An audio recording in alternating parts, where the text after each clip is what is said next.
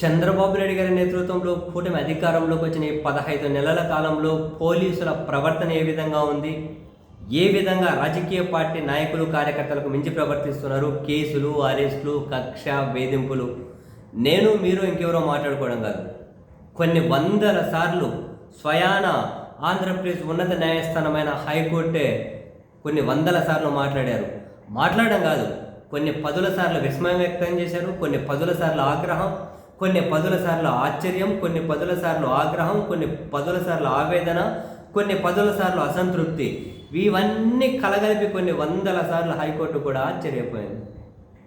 కానీ పోలీసులు ఎందుకు పదే పదే ఈ విధంగా ప్రవర్తించుకుంటూ వస్తున్నారో అర్థం కాని విషయం.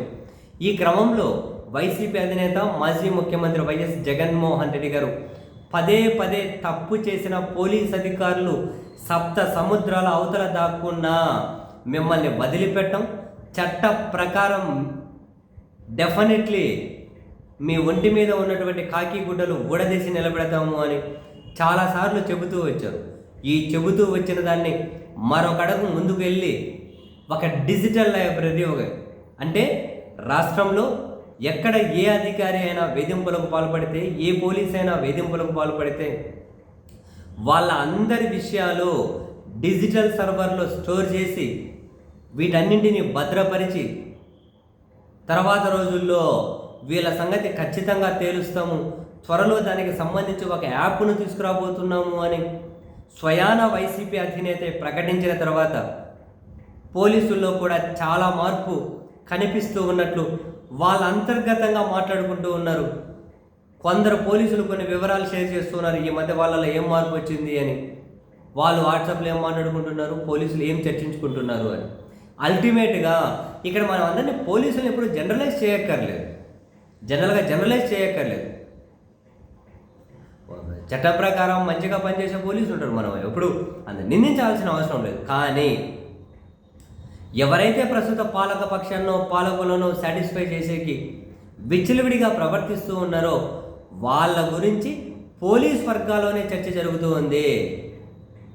ఇప్పుడు మనం ప్రవర్తన ప్రజల్లో మనకు నైతికంగా గౌరవం లేకుండా చేయడం ఒకటే కాదు, రాబోయే రోజుల్లో తగిన మూల్యం చెల్లించుకోవాల్సిన పరిస్థితి కూడా రాబోతుంది. ఫర్ ఎగ్జాంపుల్ డీసీపీ చెప్పారని డిఐజీ చెప్పారని, ఐజీ చెప్పారని చెప్పి ఎస్పీ చెప్పారని డిఎస్పీ చెప్పారని, సిఐ చెప్పారని, ఎస్ఐ చెప్పారని కానిస్టేబుల్. కొందరికి ఇష్టం లేకుండా చేయాల్సి వచ్చిన పరిస్థితుల్లో ఎక్కడ భవిష్యత్తులో మనం ఇబ్బందుల్లో పడతామో. ఒకవేళ ప్రభుత్వం మారితే, ఎందుకంటే ప్రభుత్వం మారే దాని మీద చర్చ ఆంధ్రప్రదేశ్లో కాదు, సింగపూర్లో కూడా జరుగుతుందని మొన్ననే లోకేష్ గారు చెప్పారు. సింగపూర్కి వెళ్తే పారిశ్రామికవేత్తలు అంటున్నారు, మళ్ళీ నెక్స్ట్ అటువైపు వాళ్ళ అధికారంలోకి వస్తే మా పరిస్థితి ఏంటి అని చెప్పి అని సాక్షాత్తు లోకేష్ గారే చెప్పిన తర్వాత ప్రభుత్వం మారకుండా ఉండదు. ప్రజాస్వామ్యం మారితే అనవసరంగా చిక్కుల్లో పడతామా, ఏంటి మాకు ఇదంతా, ఈ తలనొప్పి ఏంటి అని చెప్పి పోలీసులో చర్చ జరుగుతూ ఉంది. ఇక్కడ పోలీసులైనా వాళ్ళు జాగ్రత్త పడాల్సిన విషయం ఏంటి అంటే, తప్పు చేసిన వాళ్ళ మీద కేసులు పెట్టడం ఎప్పటికీ తప్పు కాదు, అది మీ విధి నిర్వహణ. పద్ధతి ప్రకారం సెక్షన్లు పెట్టడం, వాళ్ళని చట్టం ముందు నిలబెట్టడం, అది మీ విధి నిర్వహణ. అలా కాకుండా ఎవరినో సాటిస్ఫై చేయాలని ఇష్టరీతిన కేసులు పెట్టడం, ఇష్టరీతిన తిట్టడం, ఇష్టరీతిన కొట్టడం, ఇష్టరీతిన ప్రవర్తించడం, అర్ధరాత్రులు ఇచ్చి అరెస్టులు చేసుకొని తీసుకెళ్ళిపోవడం, ఇది ఖచ్చితంగా ప్రభుత్వం ఈరోజు మారచ్చు, రేపు మారచ్చు, ఎల్లుండి మారచ్చు, 5 ఏళ్ళకు మారచ్చు, 10 ఏళ్ళకు మారచ్చు. మిమ్మల్ని అయితే మీ వివరాలన్నీ కనుక ఒక సర్వర్లో భద్రపరుస్తున్నామంటే వాటి మీద ఎప్పటికైనా చర్చ జరుగుతుంది, వాటి మీద చర్చ జరుగుతుంది. మర్చిపోరు కదా, అవంతా సర్వర్లో భద్రపరచడం అంటే జిల్లాల వారీగా ఉంటుంది, తాలూకాల వారీగా ఉంటుంది, మండలాల వారీగా ఉంటుంది, వివరాలన్నీ ఉంటాయి.